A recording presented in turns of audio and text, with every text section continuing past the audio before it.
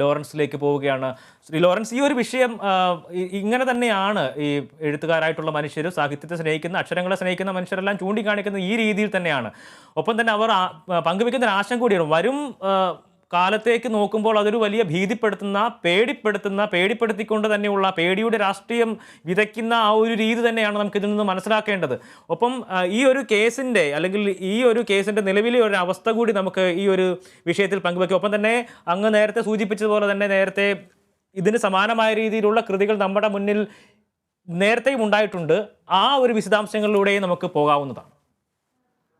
AB, ഞാൻ നേരത്തെ സൂചിപ്പിച്ചതുപോലെ ഇന്ത്യൻ സാഹിത്യത്തിൽ ഇത്തരത്തിലുള്ള അപനിർമ്മിതികളോ അല്ലെങ്കിൽ അപനിർമ്മിതി എന്നല്ല പുനർനിർമ്മിതി എന്ന് വേണമെങ്കിൽ നമുക്കതിന് വിശേഷിപ്പിക്കാം. അത്തരത്തിലുള്ള കൃതികൾ ഉണ്ടായിട്ടുണ്ട്. അത് VS ഖാണ്ടേക്കറുടെ യയാതി ആയാലും MT വാസുദേവന്റെ രണ്ടാം മൂഴമായാലും ശ്രീ പി കെ ബാലകൃഷ്ണൻ്റെ ഇനി ഞാൻ ഉറങ്ങട്ടെ, അതുപോലെ തന്നെ ഈ പ്രഭാവർമ്മയുടെ ശ്യാമമാധവൻ, ഇതെല്ലാം തന്നെ ഇതിഹാസകാരന്മാർ കാണാത്തത് കാണാൻ ഈ പുതിയ തലമുറയിലെ അനീഷ അവർക്ക് പിന്നാലെ വരുന്നവർ, ഇതിഹാസകാരന്മാർക്ക് പിന്നാലെ വരുന്നവർ കണ്ടെത്തുന്ന ചില കാര്യങ്ങളാണ്.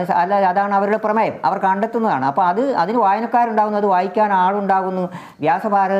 വ്യാസഭാരതത്തോളം തന്നെ വായനക്കാർ ഈ PK ബാലകൃഷ്ണൻ്റെ ഈ നോവലിൻ്റെ രചനയ്ക്കുണ്ടാകുന്നു, അല്ലെങ്കിൽ MT വാസുദേവന്റെ രചനയ്ക്കുണ്ടാകുന്നു, ഖാണ്ടേക്കറുടെ യയാതിക്കുണ്ടാകുന്നു.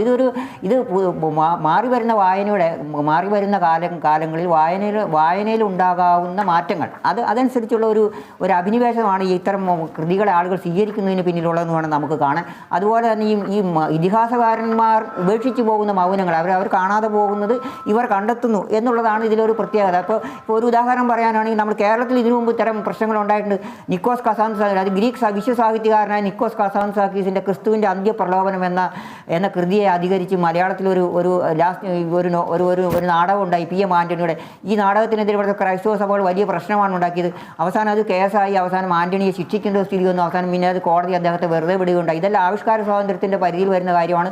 അതിലൊന്നും ഇടപെടേണ്ട കാര്യമില്ല എന്നുള്ളൊരു നിലപാടാണ് കോടതി എടുത്തിരിക്കുന്നത്. ഈ പ്രഭാവർമ്മയുടെ കേസ് വന്നപ്പോഴും അന്നത്തെ ദേവസ്വം ബെഞ്ചിൽ ഉണ്ടായിരുന്ന ജസ്റ്റിസ് CT രവികുമാർ ഞങ്ങൾ ഇതിൻ്റെ മൂല്യത്തിലേക്കൊന്നും പോകുന്നില്ല, ഇത് ഞങ്ങളുടെ പരിധിക്ക് പുറത്തുള്ള കാര്യമാണ്, ഞങ്ങൾ ഇതിൻ്റെ ചട്ടലംഘനം മാത്രമായി നോക്കുന്നുള്ളൂ എന്നാണ് പറഞ്ഞത്. പക്ഷേ നമ്മൾ കേരളത്തിൽ ഇത്തരം സാഹിത്യ രചനകൾക്കെതിരെ ഉണ്ടാകാവുന്ന ഒരു പ്രതിഷേധവും അല്ലെങ്കിൽ ഞങ്ങൾ പറയുന്നത് പോലെയൊക്കെ ചെയ്താൽ മതി എന്ന് പറയുന്ന രീതിയിലുള്ള ഒരു ചിന്താഗതിയുടെ അവസാനത്തെ ഇരയാണ് ഈ പ്രഭാവർമ്മ എന്ന് വേണമെങ്കിൽ നമുക്ക് കരുതാം. പക്ഷേ വേറൊരു കാര്യം നമ്മൾ ശ്രദ്ധിക്കേണ്ട ഒരു കാര്യം ഞാൻ മനസ്സിലാക്കിയിടത്തോളം, ഈ 2 ആഴ്ച മുമ്പ് കേരളത്തിൽ ഒരു ചെറിയ വിവാദം ഉണ്ടായിട്ടുണ്ട്. അത് എത്ര പേരെ ശ്രദ്ധയിൽ പെട്ടിട്ടുണ്ടോ എന്ന് എനിക്കറിയില്ല. ഈ പ്രഭാവർമ്മയെ ആരാണോ എതിർക്കുന്നത് അവർ സംഘടിപ്പിച്ചതാണെന്ന് തോന്നുന്നു തിരുവനന്തപുരത്ത് ഒരു സമ്മേളനം. ആ സമ്മേളനത്തിൻ്റെ നോട്ടീസിൽ പ്രഭാവർമ്മ ഈ യോഗത്തിൽ പങ്കെടുക്കുന്നു എന്നുള്ള രീതിയിൽ അദ്ദേഹത്തിൻ്റെ പേര് വെച്ചു. അവസാനം പ്രഭാവർമ്മ തന്നെ അതിനെതിരെ രംഗത്ത് വന്നു. ഞാൻ ഇത്തരം ഒരു പരിപാടിയിൽ പങ്കെടുക്കാനും എന്നോടാരും ചോദിച്ചിട്ടോ ഞാൻ ഇത്തരം പരിപാടിയിൽ പങ്കെടുക്കാൻ ഉദ്ദേശിക്കുന്നുമില്ല. അതിനെല്ലാം അപ്പുറം കടന്നുകൊണ്ട് അദ്ദേഹത്തിൻ്റെ ഫേസ്ബുക്ക് പോസ്റ്റിൽ കുറിച്ച ഒരു കാര്യം ഇതാണ്: എനിക്ക് മതമില്ല, എനിക്ക് ജാതിയില്ല, ഞാനിതിലൊന്നും പെടാത്ത ആളാണ്, ഞാനൊരു സമ്മേളനത്തിലും പോകാൻ ഉദ്ദേശിച്ചില്ല, എന്നെ ആരും വിളിച്ചിട്ടില്ല, ഇതൊക്കെ എന്നെ ആരും വിളിച്ചില്ല, എൻ്റെ തെറ്റായ രീതിയിലുള്ള പ്രചരണങ്ങളാണ് എന്ന് അദ്ദേഹം പറഞ്ഞില്ലെങ്കിലും അദ്ദേഹം പറയാതെ പറഞ്ഞു വെച്ചത് ഇതാണ്.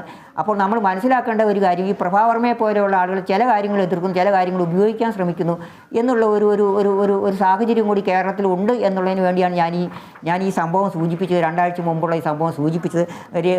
മാത്രമല്ല, ഈ പ്രഭാവർമ്മയുടെ കാര്യത്തിലുള്ളതാണെങ്കിൽ ഈ ഇതിഹാസകാരന്മാരെല്ലാവരും തന്നെ അവർ രചനകൾ നടത്തുന്നതൊന്നും അവാർഡ് കിട്ടാൻ വേണ്ടിയോ അല്ലെങ്കിൽ പുരസ്കാരം കിട്ടാൻ വേണ്ടിയോ അല്ലെങ്കിൽ ആദരിക്കപ്പെടും എന്ന് കരുതിയിട്ടൊന്നും അല്ല അവർ ഇത് നടത്തുന്നത്.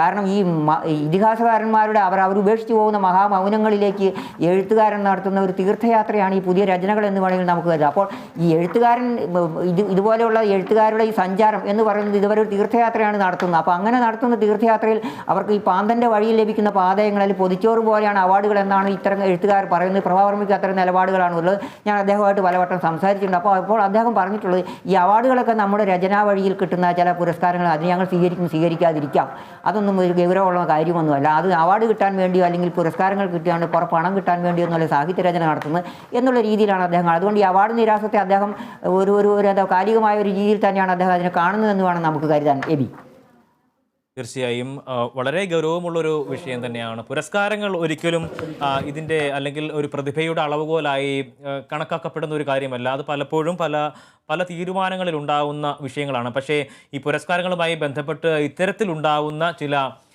വിവാദങ്ങൾ അതിനെ കണ്ണടച്ച് തന്നെ കാണേണ്ട ഒരു കാര്യമല്ല.